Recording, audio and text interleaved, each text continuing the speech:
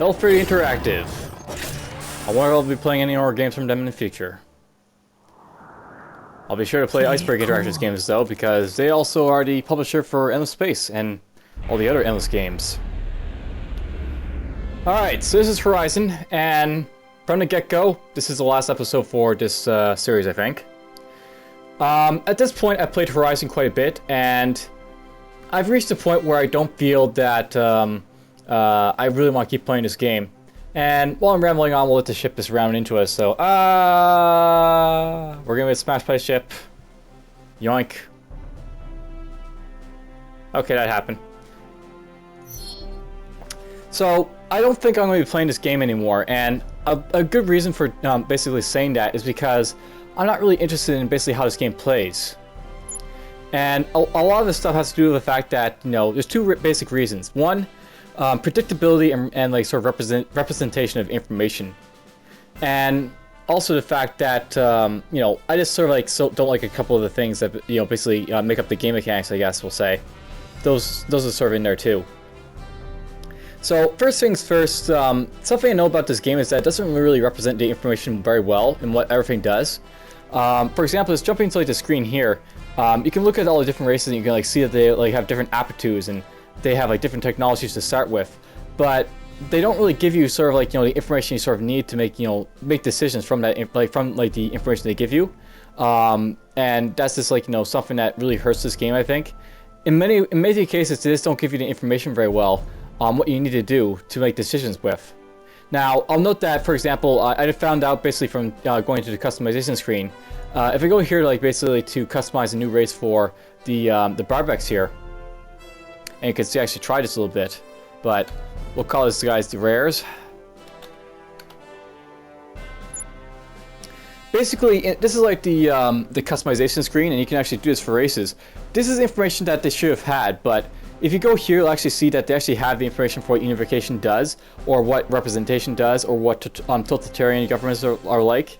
Basically, they have all this information in like the customization screen, but they don't have it on like the main screen, and that's like, you know, something they really should have done. But it's great that they have this information, but it's a really fail to them that they sort of like didn't have it past the default screen.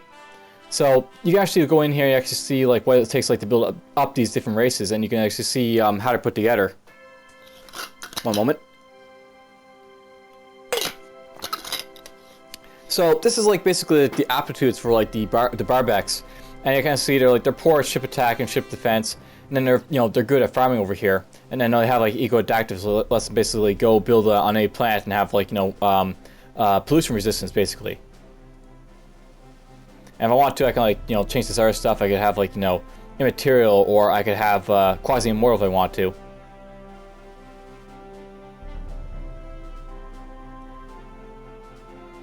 Let's say I'll be telepathic, or it'll be resourceful. No, I'll be telepathic. But anyhow, basically, something to note about the aptitude screen here is if you actually go down like the poor side here or the good side, you actually see that they actually have it like listed. What does poor aptitudes mean? So it basically means that they're decreased to basically 3/4 of their worth at poor for like this stuff. If you go down to like the boring combat, ground combat, or what is it? At finance, basically they changed it around a little bit. So you have like the base efficiencies for all the average aptitudes, but for finance you basically have like, you know, a change in like 55% or 45% each way. For like ship attacks you have like 50%, 100%, and 150%.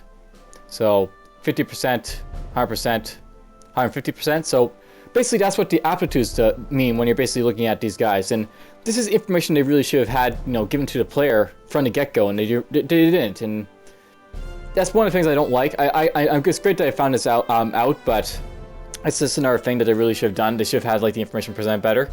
There's also a text screen down here, by the way, if you're looking for customization in here, and you can double-click to remove stuff, or like, you know, if you want to, you can also add stuff as well. So we can go to construction here. I can make like air bombers pop in there if I want to. So we got those back, and you can actually increase the level of this stuff as well if you want to. So I got like air bomber tech 2, or air bomber tech 2 if I want to, and all that. Anyhow, we'll basically just trash that. I don't really need to have like the Barbecs either, because whatever.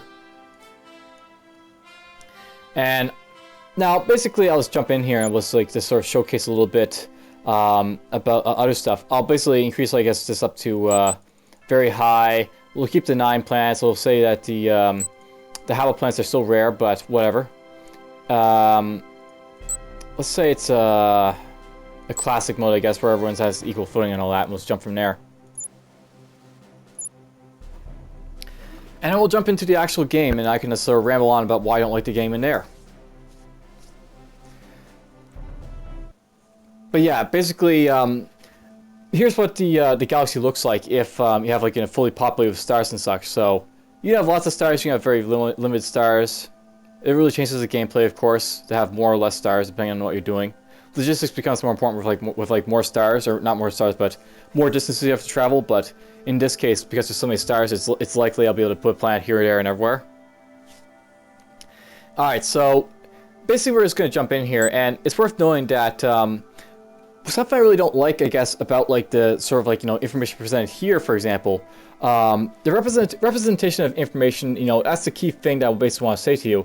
It really throws you off a little bit, and it's really no different here than I guess it is in the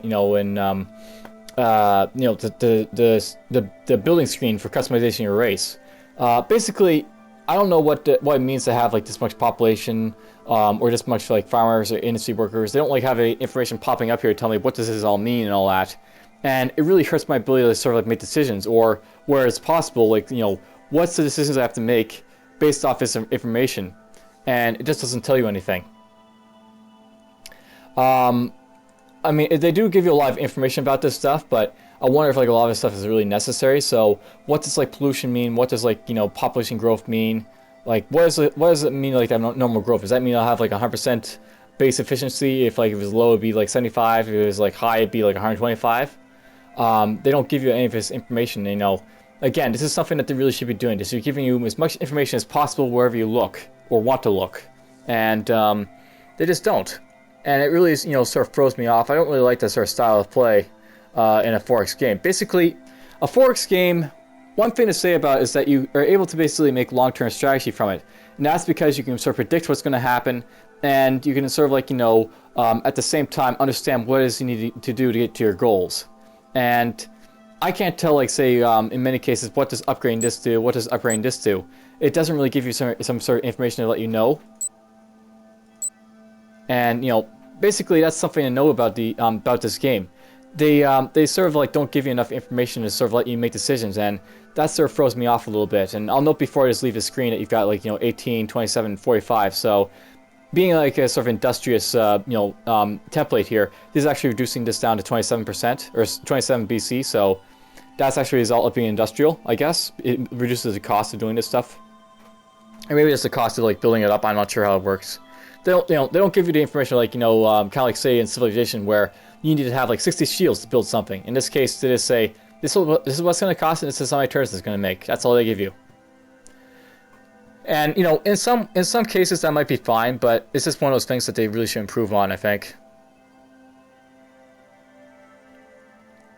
Now there is something to say that I just want to comment on. I do like the idea of having multiple queues, and multiple queues. It does make this game really interesting, but I find that with these multiple queues, they don't make the actual ships that you can actually pick interesting. One of the problems I found with this game is that as the game progresses, you really want to build the bigger or better ships more often than not. I mean, this is like, say, opposed to, say, Star Trek Birth of the Federation, which I'll make a lot of comparisons to between this game and that one. Basically, in Star Trek Birth of the Federation, they have it so that you have, like, sort of like 3 types of ships that you can basically build. Long-range ships, medium-range ships, and then low-range ships.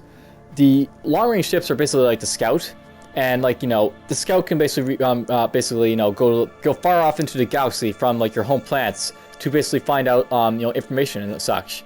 And then like you have like the medium-range ships. Those are usually like the raiders. So destroyers, basically they go off to an enemy ship, they'll start raiding stuff, and then like you'll eventually have the sort of like the low-range ships. So those would be like the mothership. They can't really go that far. Basically, they're sort of like tied to just being near your home world. Eventually, if you're lucky, you can basically send them towards what is it? You can send them towards like an enemy if they're like close enough, like their sector. But it takes a long time to basically do that. basically with like Horizon though, they just have like this different size mechanisms for all the ships. Basically, they have like the small ship, the medium ship, the large ship, and then the big ship, like the really really big ship. And the thing is that I don't think this really works well with like this like sort of idea. Basically, what I think they really should have done, and I'll actually give like my input here. They should have changed this to be like so sort of have like multiple queues, but instead of having it like different sizes, they should have it so like each ship has like different goals. So let's just say like the first goal here, the first tab would maybe correspond to like planetary type of ships, and by planetary I mean like say like scouts which explore the planets, colonizers which colonize the planets, transports which invade the planets, i.e. transport. Or not really transport, but basically plant-related types of like ships. And it would have been a good idea, I think, if they had that like there for like that type of template for like a non-combative type of ship, I guess we'll say it is. Then you could have like another like queue here, which would be for something else. So let's say like the next one would be like say offensive ships. These would be like say like destroyers, and they'd be like sort of like I should probably note, by the way, each of these different tabs could like basically not really be like regulated to having like different types of ranges. So basically the scout here could be like what can make the scout special is that it will always be the best ship for scouting with. It can always go the farthest distance from your your home sector without having trouble or anything as a result of doing that. But then again, you could have like say like these raider ships. They maybe don't have like sort of like the range of the scout here, but they'll be able to like say invade the planets. And like, what can I say about this? The transporters will be able to like say raid the planets for like money. So like you could like pirate the stuff, like pillage and do all that like you did in Civilization. That'd be like the idea of these ships. You could also invade the planet with them as well, but they wouldn't be really set up to do that. Then you could have like the more like battleships, warships and such. Those would be like the guys that like do the fighting and such. And eventually you could have like the motherships and all that, the really big ones, and they could be like more like the the capital ships that has to stay at home, or eventually it'll get over to like the enemy, but they'll be like really slow, or they'll have like some strategic thing that makes them different. You won't want to build all of them just because of the simple reason that it'll hurt you if you do. Like you could do it if you want. It's like strategy, but you probably want to have a diverse ship force, and they really don't have that here. And I think it sort of like hurts them. And it is a great idea having multiple queues, but it has to be that each of the queues like represents something useful to like look into. And I don't feel that it does it with this right now. The idea of orbitals is kind of cool as well as defense. It sort of like adds a couple of elements into it. I kind of think so, though, that missile defense maybe is like kind of broken in a way how it works, but that's just something that you can just experience for yourself if you decide to play the game past the point where I basically have shown you in all my playthroughs. Now I will say I did put like about 20 hours into playing this game, so it's not like I didn't like try this game and it's like I don't like it. I actually played through this game, I experienced it a little bit. It's just, it really is a game that you have to play it a little bit, and, it's kind of like, say, Dwarf Fortress. It's something that, you can appreciate a little bit, but it's not necessarily fun. And that's, like, really what I say about this game. It's just, a well-built, not really well-built, I guess, we'll say, it's like a very in-depth built game, but it's not necessarily a well-meaning fun game to play. And, it's just that type of thing that really throws me in. It's just one of the reasons I'm really not going to start, continuing to doing more episodes past this, I guess we'll say.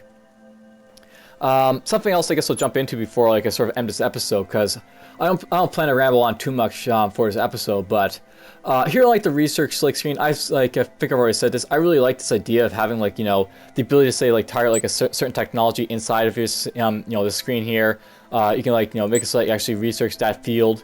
This is all cool stuff, but something to note that I really didn't like about the technologies is that in the case of say you don't know what technologies are in like each of these fields, it sort of hurts your ability to like, sort of plan about what you're supposed to do there. I mean, one of the things to know is that in biotech you've got access to terraforming, and I actually feel that they should probably have like say a third type of like mechanism for like their technology. So basically they have it so like if you research to level 1, you actually have like access to that technology. If you have level 0 and it's appearing here, then you have access to that technology, but you don't actually you have to research a little bit more to make use of it. I actually feel that they should probably have like all the technologies listed within these fields. So they should have terraforming listed in biotech, and then they should have like sort of like a they should basically tell you what you need to do to get terraforming. So what I'm sort of getting at here, like, do you have to maybe research a little bit in xenobiology to basically get, like, you know, a little bit more done for, like, terraforming, or do you have to research this more in biotech to get a little bit more for, like, the terraforming to basically appear, so you can start, you know, investing in it. And, you know, it's a lot of these things. It's basically about how you're supposed to plan if you don't know how you're supposed to plan. And, you know, it's one of the things I really don't like about a 4X game. I like to be able to say, predict what is I basically want to do with all this stuff. And that's actually something to note, by the way. Let's just actually take my scout here. And we're going to make him this move here. It'll take him 7 turns. Now, in, like, say, most of the other, like, games I've played, one of the things that they like to do is, like, say, you can do like, diagonal moves, so it'd be, like, 1, 2, 3. It would take, like, a ship 3 turns to get over here. Or it, maybe, like, you know, ships a little slower, so it might take you, like, say, 2 turns to go from here to here, or from here to here. But basically, with, like, Horizon, your ships will basically, like, say, like, you know, they'll go bing, bing, bing, bing, bing, bing. And, you know, that's fine, it's realistic, but it's sort of like, you know, one of those things that they sort of say, sometimes realism isn't the best thing for a game. And, you know, it sort of hurts my ability to sort of plan if I don't know where my ship's going to be at any given time. And, you know, I guess that sort of sums up a little bit about why I'm not, you know, thinking about playing this anymore. I thank you, anyone who's watched this series, I guess, for the most part. And I did have a lot of fun playing the game for you know, a little bit I did. It's just that I've gotten to the point where, I don't really feel like I like the game mechanics that much, and, you know, I don't feel like playing anymore past this. But anyhow, in the future I'll be looking to, like, you know, fill this void where this Horizon, you know, these Let's Plays were. And hopefully you'll enjoy the next series that'll follow this. But for now, take care. And I hope you've enjoyed.